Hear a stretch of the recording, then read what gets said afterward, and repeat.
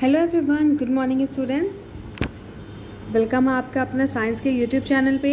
So student, subscribe your science channel and click on the bell icon to receive all the notification of your video class.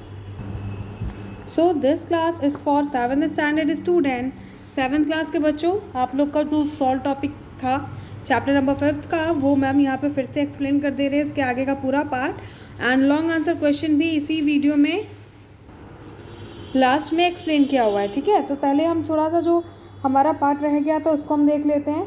तो basically आप लोग ने यहाँ पे समझ लिया था, लाइव क्लासेस में मैम ने बता दिया था न्यूट्रलाइजेशन रिएक्शन कौन से रिएक्शन होते हैं जिसमें acid plus base, acid base जब रिएक्ट करते हैं that give salt plus water plus heat, that is called as neutralisation reaction. तो यहाँ पे इसी तरह के रिएक्शन और दिए हुए हैं। NaCl को हम टेबल सॉल्ट भी बोलते हैं। फिर उसके बाद यहाँ पे फॉर्मूला दिया हुआ है, सोडियम हाइड्रोक्साइड को NaOH, hydrochloric acid HCl। And hydrochloric acid कहाँ पे? स्टमक में प्रोड्यूस होता है। ठीक है, तो ये दो चीज़ें हैं। फिर यहाँ पे देखिए दिखाया हुआ है NaOH क्या है? बेस है। हाइड्रोक्लोरिक एसिड एसिड है। दोनों मिलके क्या बना लेते हैं? Sodium chloride plus water plus heat. ठीक है, तो सॉल्ट बनाने के लिए ये प्रिपरेशन होती है। फिर उसके बाद प्रॉपर्टीज़ ऑफ सॉल्ट, जिस पर हमने ऑलरेडी डिस्कस किया हुआ है। Salt in water are good conductor of electricity. Most salt are soluble in water. Salt can be acidic और बेसिक इन नेचर। ठीक है, सॉल्ट अब नेचर में एसिडिक और बेसिक दोनों हो सकते हैं, डिपेंड करता है उनके कंटेंट में। फिर उसके बाद हमने यहाँ पे एक इंटरेस्टिंग फैक्ट पढ़ा था, सॉल्ट हमारे लिए क्यों ज़रूरी है, जिससे nervous and muscles to function properly and is one of the factor involved in the regulation of water content in the body। ठीक है, तो सॉल्ट एक प्रॉपर अमाउंट में लेना हमारे लिए ज़रूरी है। फिर उसके बाद हम आ गए थे यूजेस ऑफ फ्यू सॉल्ट। तो फ्यू सॉल्ट के यूज़ हमने देख लिए थे। पहला था हमारा सोडियम क्लोराइड, कहाँ पे यूज़ होता है? प्रिजर्वेशन में। ठीक है, खाने को पैक करने में। दूसरा था हमारा sodium bicarbonate, commonly use as baking soda. ठीक है, बेकिंग सोडा जो आपके किचन में, आपके घर पे भी प्रेजेंट है। तीसरा था हमारा sodium carbonate, commonly known as washing soda, is used for softening hard water. ठीक है, नाउ फोर्थ आ जाता है हमारा potassium nitrate, commonly use in crackers, glass, fertiliser. ठीक है, ऐसे जगह पे पोटेशियम नाइट्रेट का यूज़ किया जाता है। नाउ आप लोग इस पॉइंट के बारे में आप लोग क्लास 8 में बहुत अच्छे से पढ़ने वाले हैं। फिर इसके बाद हम आ जाते हैं एप्लीकेशन ऑफ न्यूट्रलाइजेशन रिएक्शन में। पहला है इंडाइजेशन। तो इंडाइजेशन कब हो जाता है? जब हम बहुत ज़्यादा स्पाइसी या फास्ट फूड खा लेते हैं और वो हमारे पेट में बहुत ज़्यादा हो जाता है। कहते हैं ना, बहुत ज़्यादा खा लिया, पेट बहुत ज़्यादा भर गया, एक्सेस हो गया। उस टाइम पे हमारे पेट में क्या होता है? एसिडिटी बनने लगती है। ठीक है, तो उस एसिडिटी को रोकने के लिए आज के टाइम पे हम लोग क्या लेते हैं? इनो। ठीक है, इनो ले लेते हैं या कोई एंटासिड टैबलेट लेते हैं। उस एंटासिड टैबलेट में क्या होता है? बेस की बनी होती है। लाइक मिल्क ऑफ मैग्नीशिया में क्या है? बेसेस हैं। तो बेस, तो यहाँ पे अभी मैंने बताया एसिड प्लस बेस क्या हो गया? हमारे स्टमक में चीज़ें न्यूट्रल हो गई, न्यूट्रलाइज हो गया, तो हमारे स्टमक में ज़्यादा एसिडिटी जो बन रही थी वो ठीक हो जाएगी।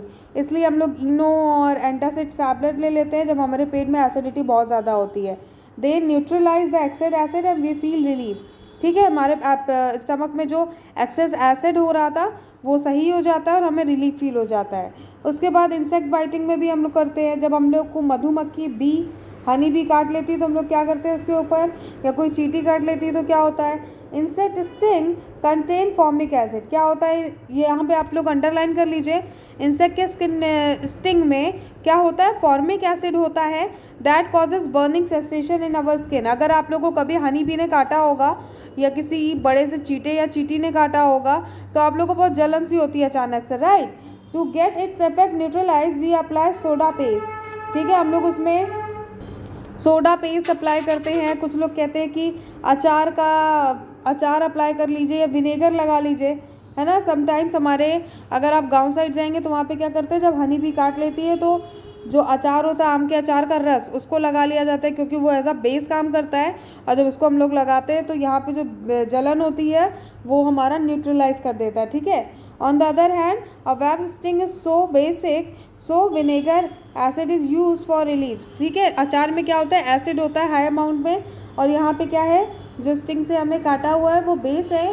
तो जैसे ही हमें काटा उसने, तो हमने उसमें क्या किया? एसिडिक चीज़ें लगा ली, लाइक जो अचार है आम का, उसका रस, या विनेगर लगा लिया तो उससे हमें रिलीफ फील होता है। इसी तरह सॉइल ट्रीटमेंट में, क्योंकि जब भी हमारे किसान लोग खेती करने जाते हैं तो कभी कभी क्या होता है, हमारे खेतों में जो मिट्टी होती है बेसिक रह जाती है या कभी कभी एसिडिक हो जाती है। वो डिपेंड करता है कि हमने उसमें किस तरह का पानी डाला हुआ है, कौन सा एरिया लायक। उत्तर प्रदेश की बात की जाए तो यहाँ का पानी थोड़ा खारा है, ठीक है, थोड़ा सा मीठा कहेंगे, और खारा इलाहाबाद का है। और अगर मुंबई महाराष्ट्र में जाएंगे तो वहाँ का पानी ज़्यादा खारा है। तो डिपेंड करता है कि कौन सा वाटर हमने सॉइल पे डाला है और हमारा सॉइल कैसा है। तो अगर हमारे सॉइल बहुत ज़्यादा एसिडिक होता है, फार्मर क्या करता है उसमें, यहाँ पे दिया हुआ है, if soil become too acidic farmer add slake lime. अगर सॉइल बहुत ज़्यादा एसिडिक होता है तो फार्मर क्या करता है, उसमें स्लेक लाइम डाल देता है। तुमने यहाँ पे देखा कैल्शियम हाइड्रोक्साइड और क्विकलाइम ये सारी चीज़ें डाल देते हैं, जिससे जो एक्सेस एसिड है हमारी सॉइल में वो क्या होता है, न्यूट्रलाइज हो जाता है by adding this. Now third आ गया हमारा, फोर्थ नंबर पे, sorry, treating waste from factories. ठीक है, तो हमारी फैक्ट्रीज से जो वेस्ट निकलते हैं उसको भी हम लोग ट्रीट करते हैं। कैसे?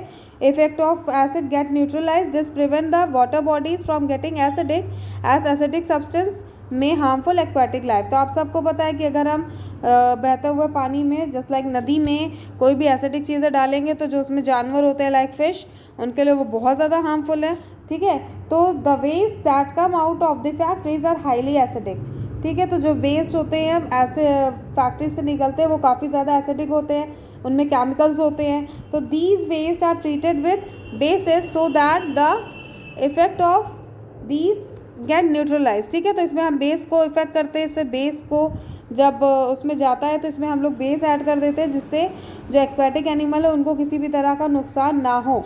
तो फैक्ट्री वेस्ट के साथ ऐसे ट्रीटमेंट किए जाते हैं जिससे नुकसान ना हो। उसके बाद यहाँ पे कीवर्ड्स आ जाते हैं। ये तो सारी चीज़ें हमने पढ़ ली है। न्यूट्रलाइजेशन क्या होता है, जब हम एसिड बेस को मिला देते हैं तो वो न्यूट्रलाइज हो जाता है। ठीक है, सॉल्ट क्या होता है, ये सब आपको मैम ने बता दिया है। नाउ राउंड अप के पॉइंट में वही सारी चीज़ें दी हुई हैं। सो हम वापस से आ जाते हैं लॉन्ग आंसर क्वेश्चन में।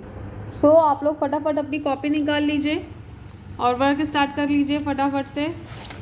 लॉन्ग आंसर क्वेश्चन में 2 क्वेश्चन थे, बाकी की एक्सरसाइज कंप्लीट हो चुकी है। चैप्टर नंबर 5 की 7th क्लास, चैप्टर नंबर 5 की बाकी की एक्सरसाइज कंप्लीट हो चुकी है। मैम ने वीडियो ऑलरेडी ऐड किया हुआ है, आप लोग चैनल पे देख लीजिएगा। ठीक है, एक्सरसाइज सोल्यूशन में आंसर ईच इन 5-6 सेंटेंसेस जो हैं वो अभी उसके 2 क्वेश्चन बचे थे जो हमने लास्ट में एक्सरसाइज की थी, उसके 2 क्वेश्चन रह गए थे, तो दोनों क्वेश्चन हम आज कर लेंगे।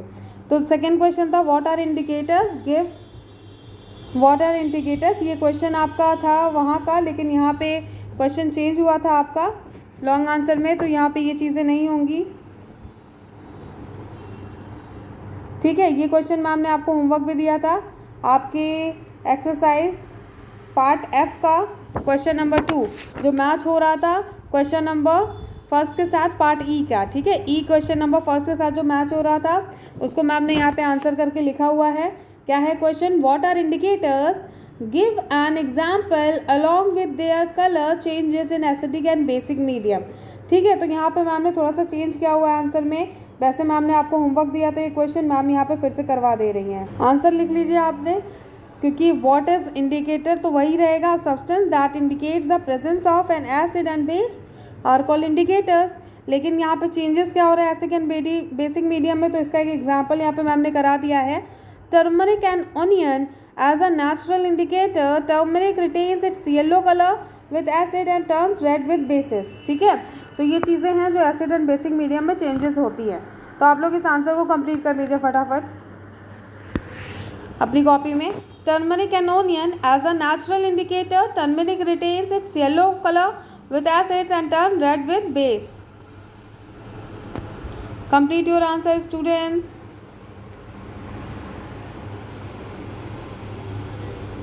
जिन बच्चों ने भी नहीं किया है, मैम ने इसे वैसे होमवर्क दिया था, अपने से करना था, बहुत इजी क्वेश्चन था, ऑलरेडी मैम ने इसे करवा दिया है ई वाले पार्ट पे।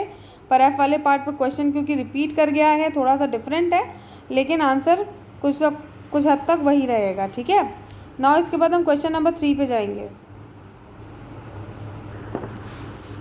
Now write down the question number 3.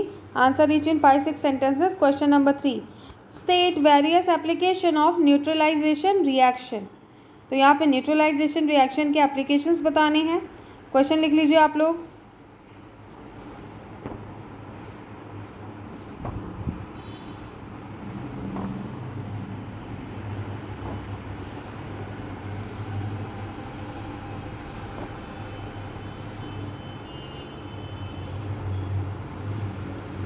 Now write down the answer. Answer number 3. In digestion, when we eat a lot of spicy food, an excess of hydrochloric acid is released in our stomach. This results in acidity. To neutralize the excess acid, we take antacids tablet. अभी ma'am ने आपको समझाया है, ठीक है, इसको लिख लीजिए आप लोग.